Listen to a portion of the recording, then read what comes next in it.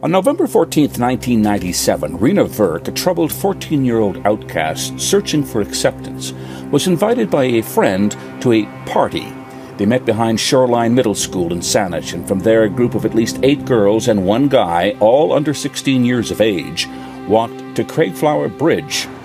There they swarmed Virk, burning her with cigarette butts and repeatedly kicking her, allegedly for spreading rumors about them. An autopsy would later reveal her head injuries alone would have probably killed her, but officially she died of drowning. Good afternoon, and welcome to True Crime Mysteries. If you're new to the channel, hello and welcome, and if you're returning, welcome back. But today, we are going to be talking about the tragic murder of Reena Virk. Let's get into it. This is a story I had heard about a lot growing up, mostly in regard to the court proceedings later on. A big question that still remains is why?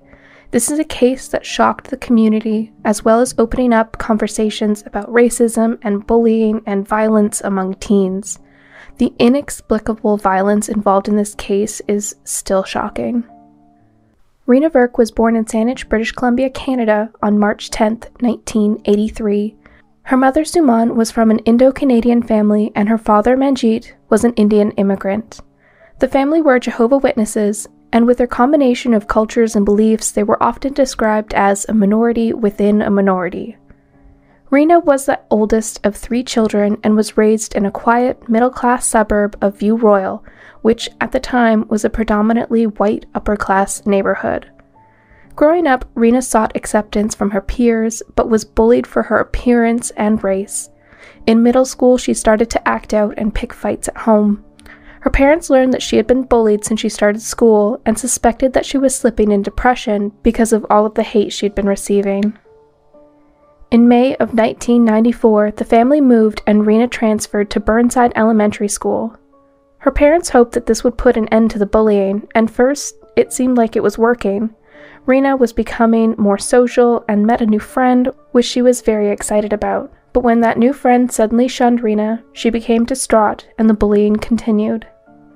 In '96, Reena graduated elementary school and started attending the Colquitt's Middle School. There, she met a new group of friends, who she viewed as the cool kids. They stayed out past their curfews, they drank and smoked. To Reena, they had the freedom that she desperately craved, freedom from her parents and their religious rules. Reena felt accepted by her new friend group, but her parents disapproved of them, and Reena started acting out even more. During this time, her father Manjeet recalls reciting scripture to Reena, which said, "Bad associations spoil useful habits." In 1996, when Reena was 13, one of her friends told her that if she really wanted to get out of her house, it was easy. She could get into foster care by telling the police she was being abused. So she reported her parents for physical abuse, though no charges were laid due to lack of evidence. Even still, she was removed from her family home for a few months and lived with her grandparents, who believed her story. She then claimed she'd been sexually abused by her father, which devastated him. In '97, her father Manjeet was arrested for sexual abuse against Reena and was put into jail while he awaited arraignment. Eventually, Manjeet's charges were cleared when Reena admitted to police she had been lying about the abuse. In his book, her father says, "I now believe Reena manipulated social workers and family alike. It was killing me that no one believed us and everyone seemed to accept Reena's stories." Then, Reena began saying she was uncomfortable in her grandparents' home and was sent to the foster home she wanted to go to. There, she met more new friends and began acting more like them, constantly smoking, talking about gangs, and even claiming she was in one. But eventually, she realized living in a foster home wasn't as great as she imagined. She still had chores and a curfew, and still needed to be accountable to adults. And so she apologized to her parents, and she was able to return home. After a while, though, she wanted to get out of her parents' house and left to stay in a youth shelter before she yet again was placed in the government's care. This tumultuous relationship with her parents, social workers, and government officials seems to be that of a confused teen wanting to fit in and make friends. Her strict religious upbringing, overprotective parents were considered uncool, and she seemed to be willing to do anything to get the approval of her peers. Middle school was the most confusing and emotionally draining years of my life. I can't imagine having to deal with that on top of dealing with such heavy issues that Reena was experiencing. On Friday, November 14th, 1997, Reena was staying at her parents' house for an overnight visit. Her friends invited her to a party behind a Spanish school, but when it was broken up by the police, they relocated to the nearby Craigflower Bridge. She called her parents at 10:40 p.m., 20 minutes before her 11 p.m. curfew, and told them that she was on her way home. It was the last time Reena's parents heard her voice. At the Craigflower Bridge, a group of teenagers were drinking and smoking marijuana. Then suddenly several of the girls present, now known as the Shoreline Six, swarmed Reena and began beating her, and even put a cigarette out on her forehead. The beating only ended when one of the girls told others to stop. According to other witnesses, the attack seemed to be unprovoked. Reena escaped the beating and was trying to get away when two of the other teenagers present, Kelly Ellard, 15, and Wari Glosky, 16, followed her. Ellard and Glosky dragged her to the other side of the Craigflower Bridge and beat her a second time before holding her head underwater until she died. They then took her sweater and shoes and rolled her into the water. Reena's curfew had come and gone, and her parents started to worry. They thought she might have gone to her grandparents' house for the night, but she wasn't there, and she wasn't at the group home either. So they called Reena's friends, who said Reena was still at the party when she left around 11 p.m. The next day, Reena's parents called the Saanich police, who refused to classify her as a missing person and instead considered her a runaway due to her past behavior. By Monday, rumors were circulating in the local high school about the beating and about a body floating in the nearby gorge waterway. Though these rumors were heard by students and teachers alike, no one told police until November 21st. The Shoreline Six had made a pact to not rat each other out, but an eyewitness made a statement to the police saying she'd seen Ellard and Glowacki follow Reena after the beating. A full week after she'd been reported missing, despite numerous witnesses, including adult teachers, hearing what had happened the previous weekend, it is unclear why none of these teachers reported what they had heard to police. It instead fell on the student to come forward as a witness for police to get involved. On November 21st, 1997, Glowacki and Ellard were arrested and charged with murder and aggravated assault. The remaining Shoreline Six girls faced aggravated assault charges as well, though their identities are still protected by Canada's Young Offenders Act. On November 22nd, police flew a helicopter over the Craigflower Bridge area, but they saw nothing until they conducted a ground search, where they found a body in the weeds. The body was positively identified as missing teen Reena Virk. Everybody knew that she got beat up. Nobody knew that she was dead. Virk's body floated for a week before finally being discovered. 3 girls would plead guilty to assault causing bodily harm, and 3 others were convicted of the same offense. The trial would hear how after the first beating, Kelly Ellard and Warren Glowacki went back to the bridge and drowned Virk.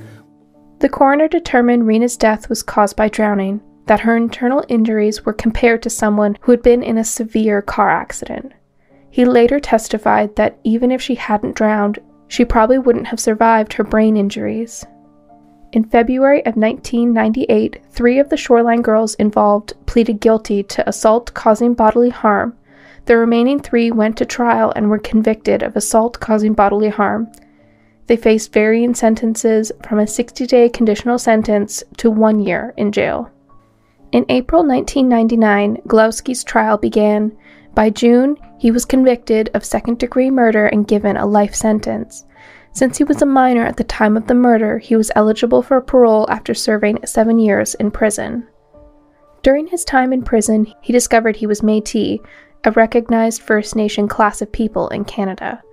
Because of this, he was able to incorporate tribe elders into his parole processes, which included several restorative justice acts that involved him meeting with Reena's family. In July 2006, he received unescorted temporary absences from jail and was released on full parole in June 2010. The Virk family didn't contest the parole request, as they felt he was remorseful for his actions. Only Glowatsky would later express remorse. I've been able to realize the hurt that I've done to people. Kelly Ellard, now known as Carrie Marie Sims, was 15 years old at the time of Reena's murder. Her lawyer requested to have her case tried in youth court, which was denied by the Supreme Court of Canada due to the level of violence involved in the crime and a seeming lack of remorse. She was first convicted of second-degree murder in March 2000, but it was overturned in February 2003 when the court ruled she wasn't given a fair trial. Ellard was then freed on bail pending her appeal after serving 18 months of her life sentence. 1 month later, she was charged with assault causing bodily harm after beating a 58-year-old woman in a Vancouver park. Her bail was revoked, and she was back in prison by March 2004.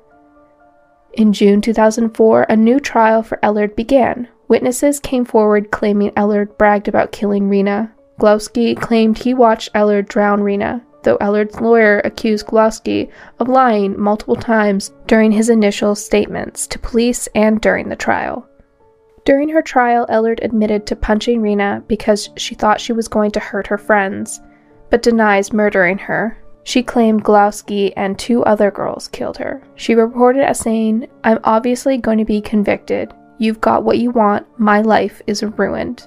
She showed no remorse for her actions, nor did she ever admit why she orchestrated the attack. The jury was out for 5 days, and in July 2004, a judge declared a mistrial due to jury deadlock. In February of 2005, a new trial for Ellard began, and the star witness was Glowatsky. Again, he testified to beating Reena with Ellard and leaving her dead in the water. He testified that he stood and watched as this other individual alone dragged Reena into waist-deep water of the gorge, held her head under the surface of the water until she drowned. On April 12, 2005, Ellard was convicted of second-degree murder for a second time. She was sentenced to life in prison with no eligibility for parole for 7 years. But that still wasn't the end of it. In September of 2008, the BC Court of Appeal overturned Ellard's second-degree murder conviction and ordered a 4th trial on the grounds that the judge from the 3rd trial gave the jury the wrong instructions over testimony. The Supreme Court of Canada upheld her conviction of second-degree murder in June 2009, finally putting an end to the lengthy legal case. Ellard was granted day parole in 2017, and in 2019 she was granted overnight leaves and extended day parole. The Parole Board of Canada granted Ellard continued day parole on July 14, 2021. In the media, this sparked a lot of attention as she had received a life sentence, but had served much of that sentence out on day parole or bail.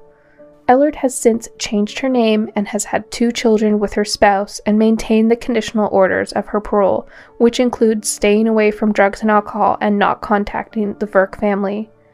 But the question remains, why did a group of teenagers murder the young teen Reena Virk? One supposed motive for the murder was revenge. Reena had lived in a group home with 2 of the girls involved in the beating. They accused her of stealing one of the girls' phone books and calling people and starting rumors. Another girl said that she was mad at Reena for stealing her boyfriend. In 2000, Reena's parents sued the teenagers involved, as well as the British Columbia government and other parties. Society doesn't make people take responsibility for their actions. This is one way to make them responsible, Reena's father said. Reena's murder prompted nationwide conversations around racism and bullying, specifically bullying perpetrated by young girls. Reena's parents started several anti-bullying campaigns and inclusion programs after their daughter's death, and pushed British Columbia schools to implement anti-bullying measures. They spoke about bullying to students, teachers, and law enforcement professionals, and in 2009 they were honored with British Columbia's Anthony J. Holm Award of Distinction for their efforts in crime prevention and community safety. In 2012, Reena's mother spoke about her daughter's death and the impact that bullying has on young people. For so long, we were consumed with the legalities of dealing with our murdered child, the courts prolonging the cases, And it's kind of like you put your feelings and your grief on hold. And now I'm finding that I'm feeling more of the impact of losing Reena, the emotions and feelings. So actually, I'm struggling more now and missing her more. I'm sad to say that the severity and the frequency of bullying are increasing instead of decreasing. And also, I think we're all shocked by the means that young people are using to bully their peers, with cyberbullying and texting and all of these things that were not there when Reena was killed. Over the years, Reena's story has been told many times and in many ways. It was covered in her father's book, Reena, A Father's Story, as well as in Rebecca Godfrey's book, Under the Bridge. It also inspired the play, The Shape of a Girl by Joan MacLeod, as well as the novel The Beckoners by Carrie Mack. It's covered in classrooms of high schools, colleges, and universities as a lesson on the often overlooked violence, racism, and bullying that young people, especially young girls, are capable of. As Reena's father said, the world will be a better place when all people will accept everyone. Well, that is it for this video. As always, please give this video a thumbs up if you like the content and subscribe for more if you haven't already. If you've done all that and want to support me and the channel, we have channel membership and Patreon to get early access, members-only content, and much more. We also have merch and other goodies in the description box, as well as links to all my socials. But until then, I will see you all in the next one. Bye for now.